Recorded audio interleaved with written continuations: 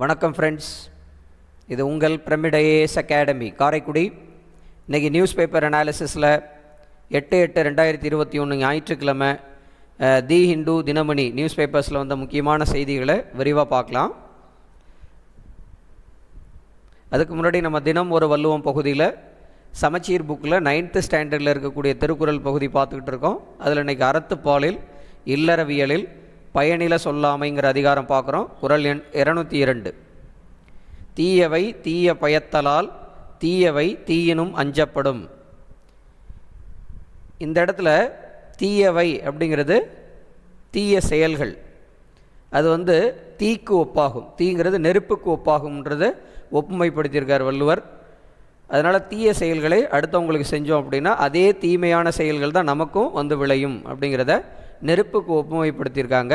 அதோடு இல்லாமல் இன்றைக்கி இலக்கண வாயிலாக பார்க்கணும் அப்படின்னா தீ அப்படின்னு முதல் எழுத்து ஒரே எழுத்தாக வந்திருக்கக்கூடிய 2 சொற்கள் பார்க்குறோம். அதில் இந்த மாதிரி முதல் எழுத்து ஒன்றி வந்தால் அதை மோனை அப்படின்னு சொல்லுவாங்க. முதல் எழுத்து ஒன்றி வந்தால் மோனை, 2ஆம் எழுத்து ஒன்றி வந்தால் அது எதுகை அப்படின்னு சொல்லுவோம். இந்த இடத்துல 2ஆம் எழுத்து ஒன்றி வந்திருக்குது தீயவையிலையும் தீய அப்படிங்கிறதுல. அதே மாதிரி இங்கேயும் ஒரு தீயவை அப்படின்னு வந்திருக்குது. ஸோ இது 2ஆம் எழுத்து வந்தால் அது எதுகை அப்படின்னு சொல்லுவோம். எதுகை அப்படின்னு சொல்லுவோம்.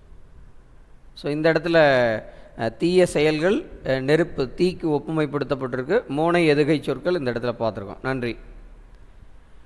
அடுத்து தமிழ்நாடு பகுதியில் 4 நியூஸ் பார்க்க இருக்கிறோம். First, Zen Dens established for police personnel to meditate.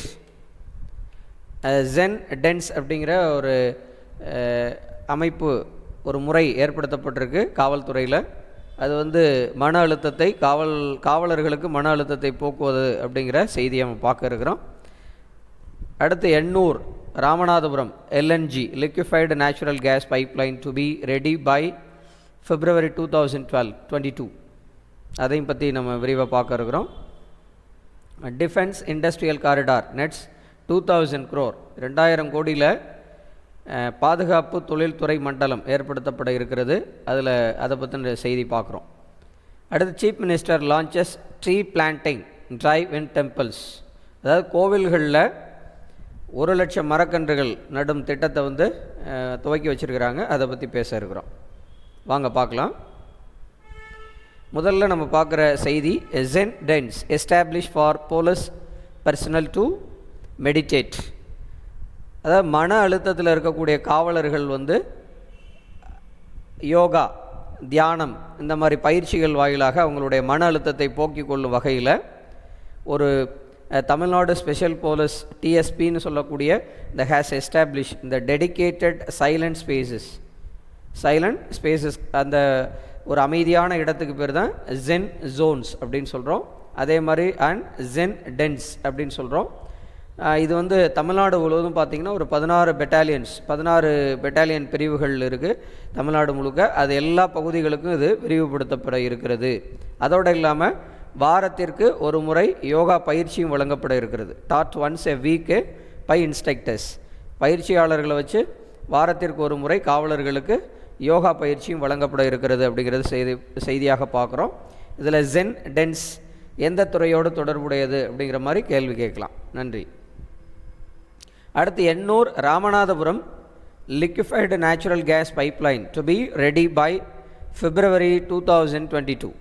அதாவது 2022 பிப்ரவரி மாதத்துக்குள்ளே எண்ணூர் ராமநாதபுரம், எண்ணூர்லேருந்து ராமநாதபுரம் வரைக்கும் நமக்கு நீர்ம இயற்கை எரிவாயு குழாய் அமைக்கக்கூடிய திட்டம் நிறைவடையும் அப்படின்னு சொல்லியிருக்கிறாங்க.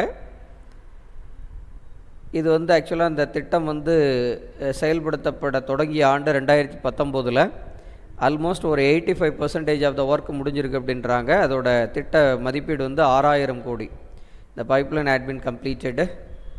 ஸோ இதில் நம்ம செய்தியாக பார்க்கணும் அப்படின்னா, natural gas brought to terminal via ship, கப்பல் வழியாக இந்த நீர்மை எரிவாயுவை கொண்டு போகணுன்னா ஃபார்ம் அட் த டெம்பரேச்சர் எவ்வளோ இருக்கணும், வெப்பநிலை அப்படிங்கிறது -160 டிகிரி செல்சியஸ். அந்த -1 டிகிரி செல்சியஸ் -160 டிகிரி செல்சியஸில் தான் நம்ம வந்து இதை ரெக்ரிசிஃபைடு அண்ட் சப்ளைடு அப்படின்றத பார்க்குறோம், கொண்டு செல்ல முடிகிறத பார்க்குறோம் இண்டஸ்ட்ரிக்கு. இது வந்து அதே மாதிரி install gas outlets for use vehicles அதெல்லாம் சொல்கிறாங்க. இது அப்படியே விரிவாக்கம் செய்யப்பட இருக்கிறது. ஆல்மோஸ்ட் பார்த்திங்கன்னா ஆல்ரெடி இந்த Ramanathapuram Thoothukudi stretch has been commissioned and 22 kilometre long pipeline வந்து இப்போ எண்ணூர்லேருந்து மணலி வரைக்கும் இருக்கிறது. ஸோ அதை தான் இன்னும் விரிவுபடுத்துகிறாங்க. 22 கிலோமீட்டர் தொலைவு வந்து ஏற்கனவே எண்ணூர்லேருந்து மணலி வரைக்கும் இருக்கிறது அப்படிங்கிறது செய்தியாக பார்க்குறோம். நன்றி. இது திரவ இயற்கை எரிவாயு கொண்டு செல்ல 1444 கிலோமீட்டர் தொலைவு குழாய் அமைக்கும் பணி அப்படிங்கிற தலைப்பில் நம்ம தமிழ் வருஷனாக பார்க்குறோம்.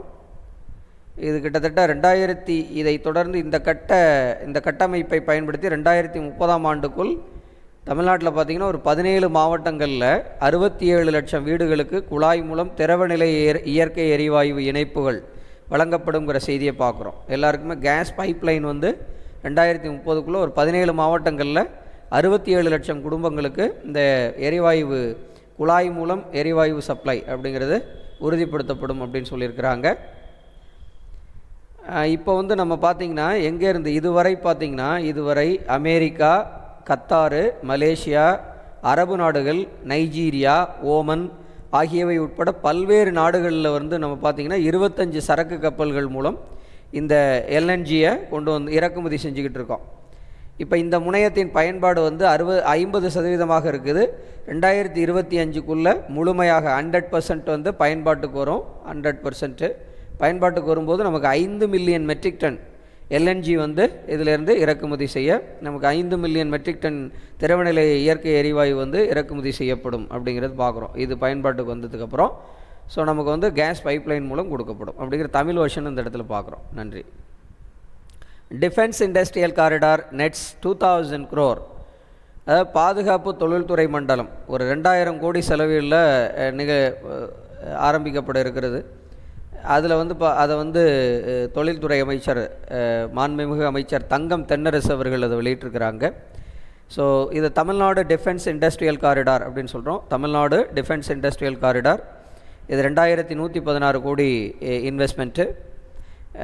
இதில் பார்த்திங்கன்னா மெயினாக சென்னை, கோயம்புத்தூர், திருச்சி, சேலம், ஹொசூர் இந்த இடங்களில் இந்த இன்வெஸ்ட்மெண்ட் அதாவது முதலீடுகள் செய்யப்பட இருக்கிறது.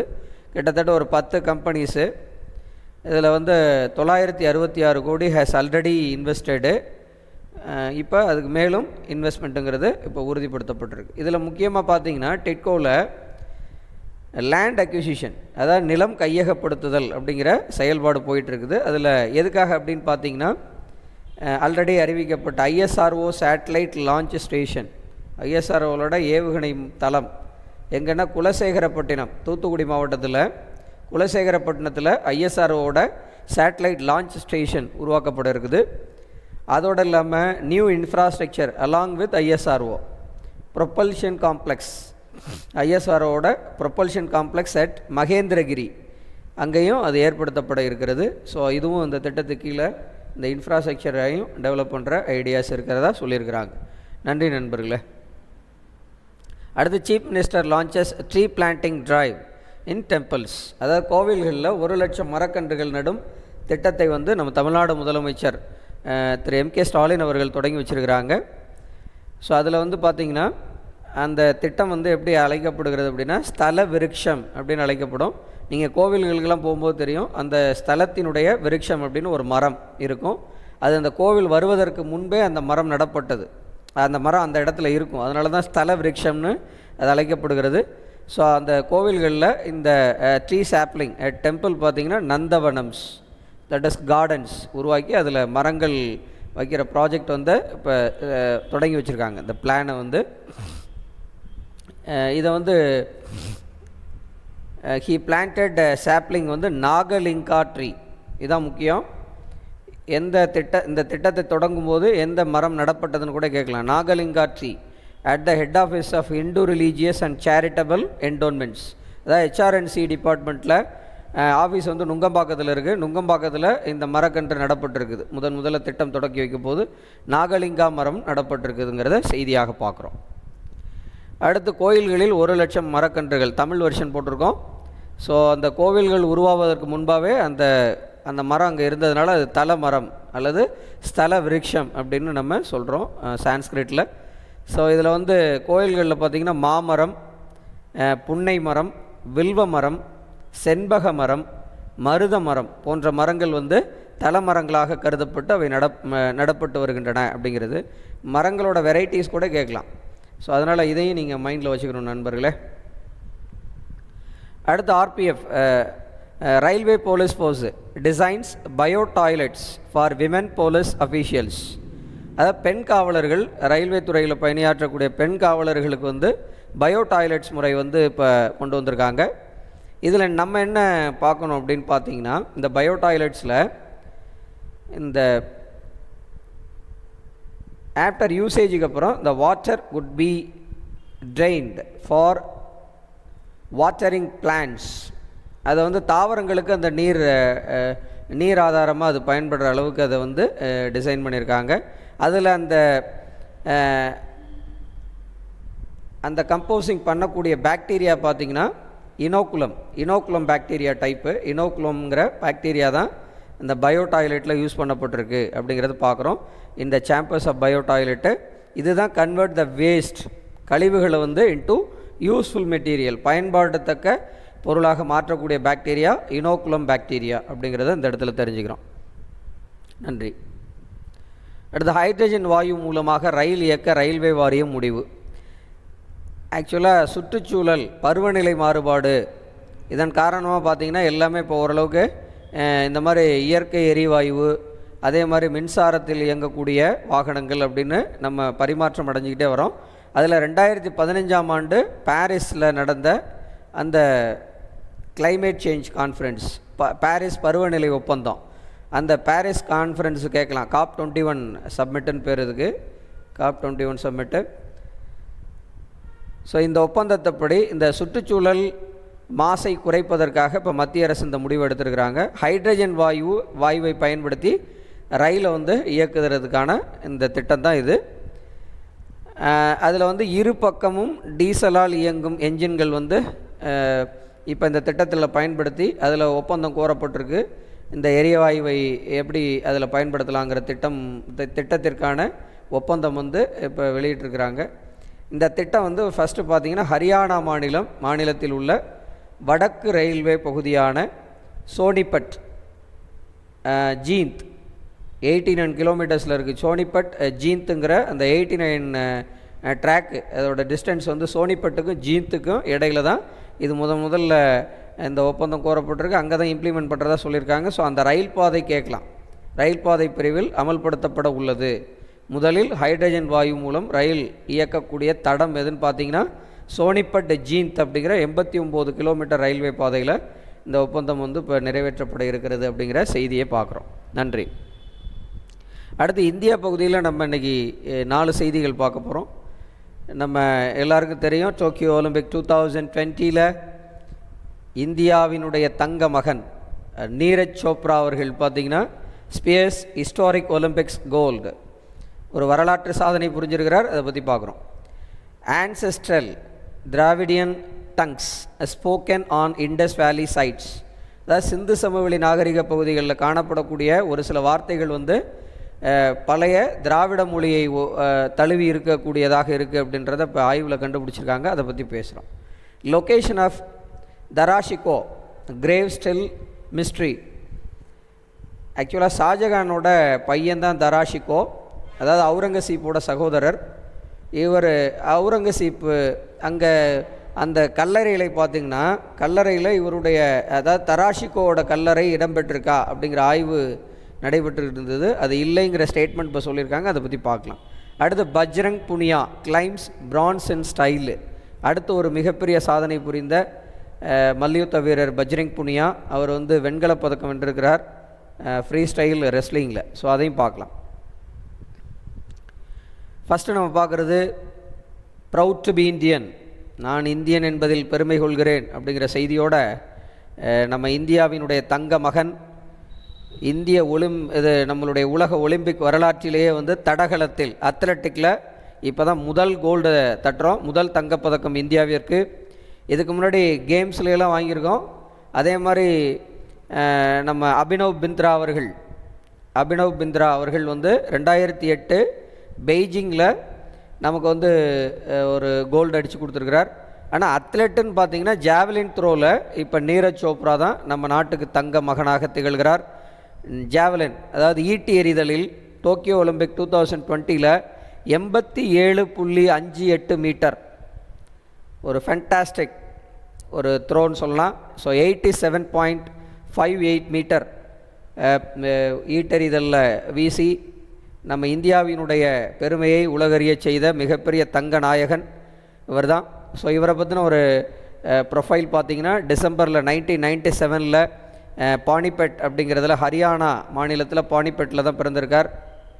இப்போ கூட நம்ம ரயில்வே துறையில் அந்த மாநிலத்தில் தான் ஒரு நியூஸ் பார்த்தோம். ஸோ அதே மாதிரி இவர் வந்து எல்லா இடத்துலையும் பாருங்கள் ஃபேண்டாஸ்டிக் தங்க மகன்க. அவர் கோல்டு டோக்கியோ ஒலிம்பிக்ஸில் இப்போ, அதே மாதிரி ஏஷியன் கேம்ஸில் 2018 கோல்டு, காமன்வெல்த்தில் 2018 கோல்டு, அதே மாதிரி Asian athletic championship 2017 gold, world under 20 champion 2016 gold, அதே மாதிரி சவுத் ஏஷியன் கேம்ஸ் 2016 கோல்டு. ஒரே தங்க வேட்டையாடக்கூடிய ஒரு வேடனாக திகழ்ந்திருக்கிறார் அப்படிங்கிற ஒரு மகிழ்ச்சிக்குரிய செய்தியாக இந்த இடத்துல பார்க்குறோம். இது நல்லா நீங்கள் தெரிஞ்சு வச்சுக்கோங்க நண்பர்களே, நமக்கு எக்ஸாம்லேயே வரும். நன்றி. தங்க மகன் நீரஜ் சோப்ரா, இது தமிழ் வெர்ஷன் நீங்கள் பார்த்துக்கலாம். ஆக்சுவலாக பார்த்தீங்கன்னா 1920 ஆண்ட்வெர்ப் ஒலிம்பிக் போட்டியிலிருந்து 101 ஆண்டுகளாக இந்த விளையாட்டு திருவிழாவில் களம் கண்டிருக்குது இந்தியா. அதில் பார்த்திங்கன்னா நிறைய பேர் அதில் வெற்றி அந்த பதக்கத்தினுடைய அந்த விளிம்பு வரை சென்றுட்டு நம்ம ஒரு டிஸப்பாயின்மெண்ட்டோடு திரும்பியிருக்கிறோம். ஒலிம்பிக் தடகளத்தில் பார்த்திங்கன்னா ஓட்டப்பந்தயத்தில் அத்லெட்டிக்ஸ்ன்னு பேசுகிறோம். அதனால தான் மில்கா சிங் 1960 இப்போ சமீபத்தில் இறந்துட்டார் மில்கா சிங். ஸோ 1960 ரோமில், அதே மாதிரி பிடி உஷா 1980 லாஸ் ஏஞ்சல்ஸில், இவங்கெல்லாம் போராடி தவறவிட்ட பதக்க வாய்ப்புகளை தற்போது நம்ம தங்கநாயகன் அதை தட்டி சென்றுள்ளார் அப்படிங்கிற செய்தியை மகிழ்ச்சியோடு பார்க்குறோம் நண்பர்களே. அதோடு இல்லாமல் டோக்கியோ ஒலிம்பிக்கில் தான் இந்தியா 7 பதக்கங்களை வென்றுள்ளது. இதுக்கு முன்னாடி பார்த்திங்கன்னா 2012 ஒலிம்பிக்கில் இந்தியா 6 பதக்கங்கள் தான் அதிகபட்சம் வென்றது. ஸோ இப்போ வந்து நம்ம 7 பதக்கங்கள் வென்றிருக்கிறோம். அதே மாதிரி ஒலிம்பிக்கில் தனிநபர் பிரிவில் 11 ஆண்டுகளுக்கு பிறகு தங்கப்பதக்கம். ஏன்னா 2008 தான் நமக்கு யார் துப்பாக்கி சுடுதலில் 10 மீட்டர் ஏர் ரைஃபிளில் பார்த்திங்கன்னா நமக்கு வீரர் அபினவ் பிந்த்ரா அவர்கள் தங்கம் வென்று கொடுத்தாங்க. 11 ஆண்டுகளுக்கு பிறகு தனிநபராக, பட் அத்லெட்டில் முதல் தங்கம் அப்படிங்கிறதையும் தெரிஞ்சுக்கிறோம். நன்றி. அடுத்த ancestral Dravidian tongues spoken on Indus valley sides.